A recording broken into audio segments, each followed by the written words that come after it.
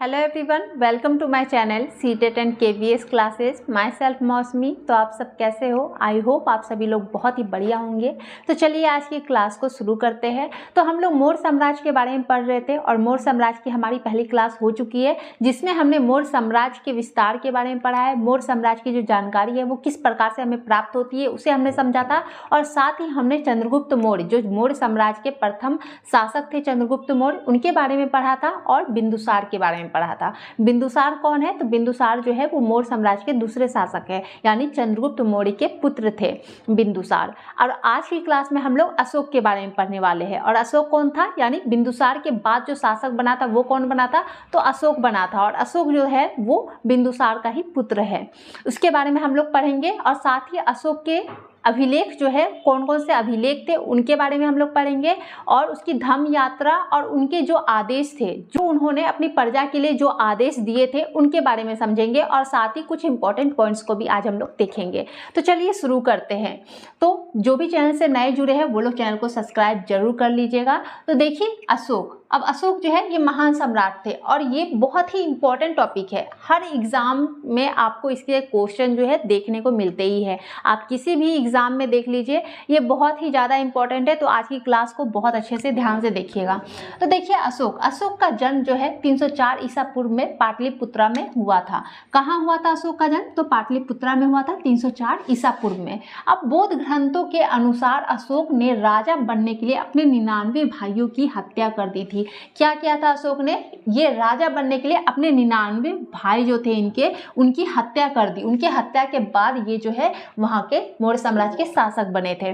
269 ईसा पूर्व में अशोक का राज्याभिषेक हुआ। कब हुआ था? तो 269 में अशोक जो थे उसका राज्याभिषेक हुआ, यानी कि वो जो है वहां साम्राज्य का अपना राजा जो है घोषित हो चुका था। अशोक की मां का नाम सुभद्रांगी था और राज्याभिषेक के 8वें वर्ष के पश्चात 261 ईसा पूर्व में अशोक ने कलिंग पर आक्रमण कर दिया। क्या हुआ था? राज्याभिषेक के 8वें वर्ष के पश्चात ही 261 ईसा पूर्व में अशोक ने कलिंग पर आक्रमण कर दिया था। अब आक्रमण करने के बाद क्या हुआ? तो कलिंग को जीत लिया। वो जो थे उन्होंने तो कलिंग पर आक्रमण कर दिया और कलिंग को इन्होंने जीत भी लिया। लेकिन उसके बाद जो कलिंग में हुए भीषण नरसंहार को देख के क्या हुआ? अशोक का हृदय जो है वो परिवर्तित हुआ।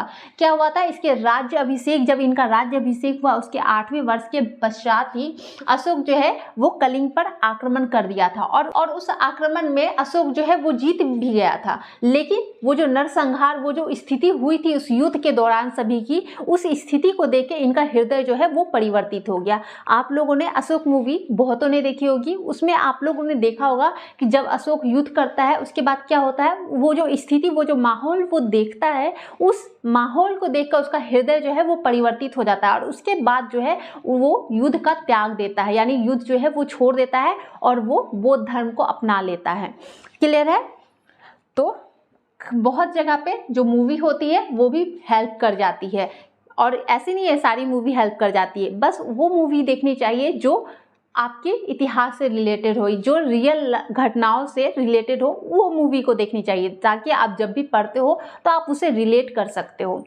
तो देखिए अब इसके बाद क्या हुआ? तो अशोक ने बौद्ध धर्म को अपना लिया। अब ये जो युद्ध हुआ था, ये जो कलिंग का युद्ध हुआ, इसके बाद उस स्थिति को देखकर क्या हुआ? इन्होंने युद्ध तो त्याग दिया और साथ ही इन्होंने बौद्ध धर्म को अपना लिया और उपगुप्त ने बौद्ध धर्म की शिक्षा दी थी। अब जो है ये क्वेश्चन पूछा जाता है कि अशोक को बौद्ध धर्म की शिक्षा किसने दी है? तो उपगुप्त ने दी है। क्लियर है यहाँ तक? नेक्स्ट देखिए, अशोक का बौद्ध धर्म उसका व्यक्तिगत धर्म था। उसने कभी भी बौद्ध धर्म को राजकीय धर्म घोषित नहीं किया। क्या हुआ था? जब अशोक युद्ध के बाद जो है उन्होंने युद्ध को छोड़ दिया और बौद्ध धर्म को अपना लिया। और जब उन्होंने बौद्ध धर्म को अपनाया तो वो जो धर्म था वो उनका व्यक्तिगत धर्म था, यानी उन्होंने खुद अपने लिए उस धर्म को अपनाया था। ऐसा नहीं है उन्होंने अपने लिए ये धर्म को अपनाया और वो अपने राज्य के लोगों को भी मजबूर कर रहे कि आप लोग भी बौद्ध धर्म को अपनाओ। ऐसा नहीं था, उन्होंने किसी को मजबूर नहीं किया था। ये उनका व्यक्तिगत जो है वो धर्म था। उन्होंने व्यक्तिगत रूप से इस धर्म को अपनाया था, दूसरों के लिए नहीं और ना दूसरे को मजबूर किया था। तो इन्होंने इसे बौद्ध धर्म को राजकीय धर्म जो है वो घोषित नहीं किया था, यानी ये उनका खुद का व्यक्तिगत जो है वो धर्म था। तो अशोक ने बौद्ध धर्म के प्रचार के लिए अपने बेटे महेंद्र और बेटी संघमित्रा को श्रीलंका भेजा था। अब इस चीज को ध्यान रखिएगा कि अशोक के जो बेटे का नाम क्या है तो महेंद्र है और बेटी का नाम संघमित्रा है। और इन्होंने बौद्ध धर्म के प्रचार के लिए, बौद्ध धर्म के प्रचार कि आप लोग जगह जगह जाके क्या कर रहे थे, अशोक जो है वो हर जगह पे बौद्ध धर्म का प्रचार कर रहे थे। तो उन्होंने अपने बेटे और बेटी को भी श्रीलंका भेजा था। कहाँ भेजा था? तो श्रीलंका भेजा था बौद्ध धर्म के प्रचार के लिए। अशोक भारत का पहला ऐसा शासक था जिसने अपने संदेश को अभिलेख के माध्यम से जनता तक पहुंचाया। ये अशोक जो है वो एक ऐसा पहला शासक था जिसने अपने संदेश को, जो उनके संदेश थे, जो वो बोलना चाहते थे, उन्हें अभिलेखों के माध्यम से जनता तक पहुंचा रहे थे। क्लियर है? अशोक के अभिलेख की भाषा जो थी वो प्राकृत थी, जिसे 4 लिपियों में लिखा गया है। अब अशोक की जो अभिलेख की भाषा थी वो कैसी थी? तो प्राकृत भाषा थी, यानी कि वहाँ की जिस जगह पे वो अपने अभिलेख को फैला रहे हैं उस जगह की प्राकृत भाषा है, उस जगह पे वो बोली जाने वाली भाषा वो होती है प्राकृत भाषा। अब अपने अभिलेख को अशोक ने 4 लिपियों में लिखा था। कौन कौन सी थी? तो ब्रही लिपि थी, खरोष्ठी लिपि थी, अरमाइक लिपि थी और ग्रीक लिपि थी। अब ये जो ब्रही लिपि है ये अभिलेख जो है भारत में मिले हैं। ब्रही लिपि से जो लिखा हुआ अभिलेख था वो कहाँ पे प्राप्त हुआ है? तो भारत में प्राप्त हुआ है। और खरोष्ठी लिपि में जो लिखा हुआ अभिलेख था वो कहाँ से प्राप्त हुआ है? तो पाकिस्तान से प्राप्त हुआ है। और अरमाइक लिपि में लिखा हुआ अभिलेख कहाँ से प्राप्त हुआ है? तो अफगानिस्तान से प्राप्त हुआ है। और ग्रीक लिपि में लिखा हुआ जो अभिलेख था वो कहाँ से प्राप्त हुआ है? तो अफगानिस्तान के उत्तरी सीमा से प्राप्त हुआ है। और साथ ही खरोष्ठी लिपि जो है ये कैसे लिखी जाती है? तो ये दाएं से बाएं की ओर लिखी जाती है। क्लियर है यहाँ तक? नेक्स्ट देखिए, अशोक के अभिलेख को पढ़ने की पहली सफलता जो है 1837 ईस्वी में जेम्स प्रिसेप को मिला है। सबसे पहले इसके अभिलेख को किसने पढ़ा है? कौन जो है पढ़ पाए इसके अभिलेखों को? तो जेम्स प्रिसेप जो है इन्होंने सबसे पहले जो है अशोक के अभिलेख को पढ़ा है।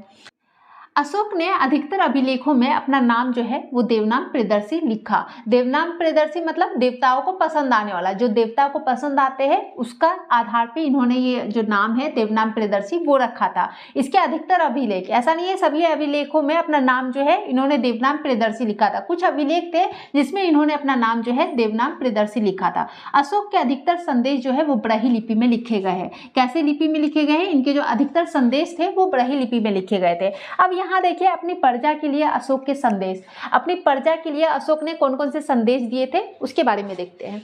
तो देखिए, अपने दासों और नौकरों के साथ अच्छा व्यवहार करना, यानी इनका कहना था कि जो भी है अपने दास हो, आपके नौकर हो, उनके साथ हमेशा अच्छा व्यवहार करना चाहिए। बड़ों का आदर करना, सभी जीवों का पर दया करना। बड़ों जो भी बड़े हैं उनका हमेशा आदर करना चाहिए। और जितने भी जीव है संसार में, जितने भी जीव है उन सभी को जीवों पर दया करना चाहिए। ऐसा नहीं है कोई छोटे से जीव जंतु है तो आप उसे मार डालो, नहीं, हर एक जीव पे अपना जो है दया करना चाहिए। ब्राह्मणों तथा श्रमणों को दान देना, यानी जो भी ब्राह्मण होते हैं या श्रमण होते हैं उनको हमेशा दान देना चाहिए।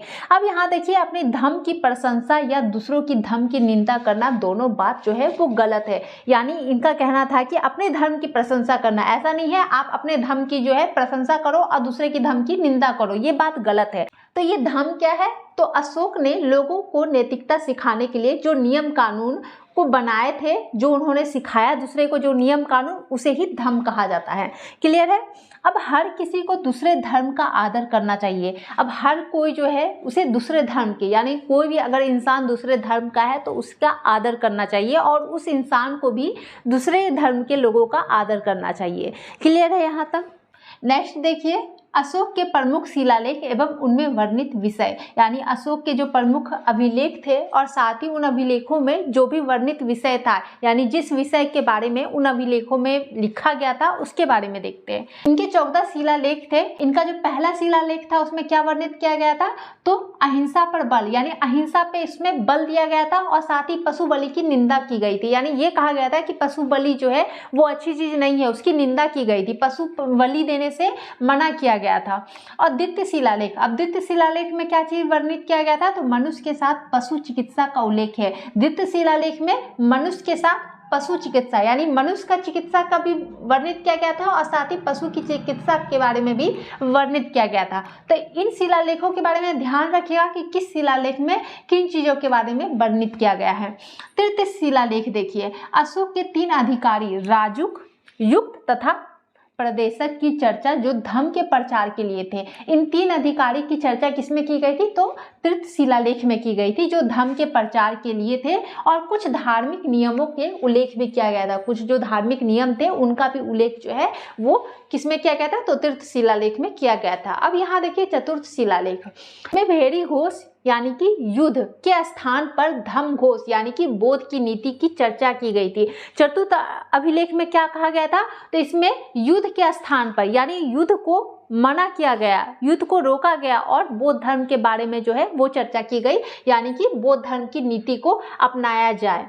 5वां शिलालेख देखिए, इसमें धम्म महामात्र नामक अधिकारी की चर्चा है। तो धम्म महामात्र जो नामक अधिकारी है इसकी चर्चा किसमें मिलती है? तो 5वें शिलालेख में मिलती है, जो धार्मिक जीवन की देख रेख करता था। ये क्या होता है? धम्म महामात्र क्या होता है? ये जो धार्मिक जीवन होती है उसकी देख रेख करता है। अब 6ठा शिलालेख में क्या है? तो आत्मनियंत्रण की शिक्षा, यानी अशोक के जो भी अधिकारी होते हैं वो जब चाहे उनसे शिक्षा जो है वो ले सकते हैं। तो इसमें क्या होता था? तो आत्मनियंत्रण की शिक्षा दी जाती थी। अब देखिए 7वां शिलालेख, अब अशोक के तीर्थ यात्राओं का उल्लेख है। अशोक के तीर्थ यात्रा का उल्लेख किस शिलालेख में मिलता है? तो 7वें शिलालेख में मिलता है अशोक की तीर्थ यात्राओं का उल्लेख। क्लियर है यहाँ तक? नेक्स्ट देखिए 8वां शिलालेख। अब 8वें शिलालेख में कौन से विषय के बारे में वर्णित किया गया है? तो इसमें धम्म यात्रा की चर्चा की गई है। धम्म यात्रा क्या है? तो लोगों में नैतिकता सिखाने के लिए जो नियम और कानून जो बनाए जाते थे उसे धम्म कहा जाता है। क्लियर?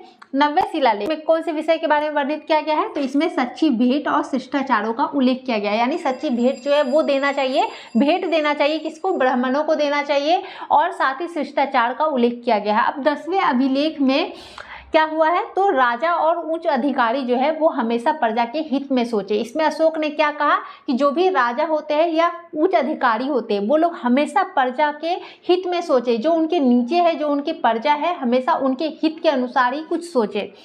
अब 11वें अभिलेख में क्या वर्णित है? तो इसमें धम्म की व्याख्या की गई है, यानी जो नियम बनाए गए थे, जो कानून बनाए गए थे उनके बारे में व्याख्या की गई है। क्लियर है यहाँ तक? अब देखिए 12वां शिलालेख, इसमें कौन से विषय के बारे में वर्णित किया गया है? तो इसमें स्त्री की स्थिति और स्थिति में सुधार के लिए स्त्री महामात्र नामक अधिकारी की चर्चा की गई है। अब जहाँ स्त्री का बात आए कि स्त्री के बारे में चर्चा, तो याद रखिएगा 12वें शिलालेख में स्त्री का चर्चा किया गया है, यानी स्त्री की स्थिति में सुधार के लिए स्त्री महामात्र नामक अधिकारी की चर्चा है।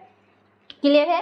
अब 13वें शिलालेख में क्या है? तो इसमें कलिंग युद्ध की चर्चा की गई है। 13वें में क्या किया गया है? तो कलिंग युद्ध की चर्चा किसमें है? तो 13वें शिलालेख में। अब 14वें शिलालेख में क्या है? तो अशोक ने जनता को धार्मिक जीवन व्यतीत करने के लिए प्रेरित किया है। क्या किया था? अशोक ने जनता को, यानी जो भी जनता थे, उन्होंने अभिलेखों के माध्यम से क्या बताना चाहे कि वो लोग धार्मिक जीवन जो है वो व्यतीत करें, वो उन्हें शिक्षा देना चाह रहे थे। क्लियर है? तो जहाँ पे धार्मिक जीवन का बात आए, उन्हें धार्मिक जीवन व्यतीत करने के लिए जनता को प्रेरित का बात आए, ध्यान रखिएगा। सबसे अंतिम जो शिलालेख थे 14वें शिलालेख, उसमें इसके बारे में चर्चा की गई है। क्लियर है यहाँ तक? नेक्स्ट देखिए, अशोक के स्तंभ लेखों की संख्या जो है वो 7 है, जो केवल ब्राह्मी लिपि में लिखी गई है। तो इसके स्तंभ लेख जो है उसकी संख्या 7 है, जो ब्राह्मी लिपि में लिखी गई है। कौन कौन से इसके स्तंभ लेख है? तो प्रयाग स्तंभ लेख। कहाँ से ये प्राप्त हुए हैं? तो पहले कैसाम्बली में था, पर अकबर ने इसे इलाहाबाद के किले में स्थापित कराया है। और दिल्ली टोपरा के स्तंभ लेख जो है ये कहाँ है? तो ये फिरोज शाह तुगलक द्वारा टोपरा से दिल्ली लाया गया था। अब यहाँ देखिए, यहाँ दिल्ली और टोपरा ये दोनों जो है ये नाम आपके इसी में मिल जा रहे हैं। तो याद रखिएगा, ये टोपरा जो है इसी फर्स्ट पे कर देना है और दिल्ली को सेकंड में कर देना है, यानी यहाँ से दिल्ली में लाया गया है। किसके द्वारा? तो फिरोज शाह तुगलक द्वारा। अब यहाँ देखिए दिल्ली और मेरठ के स्तंभ लेख। अब ये जो है फिरोज शाह द्वारा मेरठ से दिल्ली लाया गया है। कहाँ से लाया गया है? तो मेरठ से दिल्ली, यानी मेरठ को आगे कर देना है और दिल्ली को बाद में कर देना है, यानी मेरठ से दिल्ली जो है लाया गया। अब रामपुरवा, ये जो है स्तंभ लेख, ये चंपारण बिहार में है। लोरिया अरे राज जो है ये स्तंभ लेख कहाँ है? तो ये भी चंपारण बिहार में है। और साथ ही लोरिया नंदगढ़ जो है ये स्तंभ लेख जो है वो कहाँ से प्राप्त हुआ है, तो चंपारण बिहार में है। और इस स्तंभ पर मोर के चित्र बना हुआ है। तो ये भी क्वेश्चन रहता है किस स्तंभ पे मोर का चित्र बना हुआ है, तो लोरिया नंदगढ़ में बना हुआ है जो कि चंपारण बिहार में है। अब यहाँ देखिए कैसाम्बली अभिलेख को रानी का अभिलेख कहा जाता है। तो किस अभिलेख को रानी का अभिलेख कहा जाता है, तो कैसाम्बली अभिलेख को रानी का अभिलेख कहा जाता है। क्लियर है यहाँ तक। नेक्स्ट देखिए कुछ इंपॉर्टेंट पॉइंट्स है। तो अशोक ने मध्य प्रदेश में सांची का स्तूप बनवाया जो सबसे बड़ा स्तूप है। तो सबसे बड़ा स्तूप कौन है, तो सांची का स्तूप जो है वो सबसे बड़ा स्तूप है। किसने बनवाया है, तो अशोक ने बनवाया है। अब नेक्स्ट है अशोक ने सारनाथ में अशोक स्तंभ बनवाया है। कहाँ पे, तो सारनाथ में अशोक स्तंभ बनवाया है। किसने बनवाया है, तो अशोक ने बनवाया है, जिस पर 4 पत्थरों के शेरों की एक ही जगह पर रखा गया है। जिसमें क्या है, सारनाथ में अशोक स्तंभ है जिसमें क्या किया गया है, तो 4 पत्थरों के शेरों को एक ही जगह पर रखा गया है जो अहिंसा का सूचक है। ये जो 4 पत्थरों के शेर है इसे एक जगह पर रखा गया है, ये किस चीज का सूचक है, तो ये अहिंसा का सूचक है। क्लियर है यहाँ तक। अब यहाँ देखिए मौर्य काल में लकड़ी के भवन हुआ करता था जो वर्तमान में पटना से मिले हैं। मौर्य काल के जो भवन होते थे वो किस तरह कैसे होते थे, तो लकड़ी के भवन होते थे जो कहाँ से प्राप्त हुए, तो वर्तमान पटना से प्राप्त हुए हैं। फिर यहाँ तक। तो नेक्स्ट क्लास में मिलते हैं, तब तक के लिए वीडियो अच्छी लगी हो, पसंद आई हो तो वीडियो को लाइक शेयर और चैनल को सब्सक्राइब जरूर कर दीजिएगा। और जो भी आप लोग के डाउट्स होंगे वो कमेंट्स में जरूर बताइएगा। कोशिश रहेगी सारे डाउट्स को क्लियर किया जाए।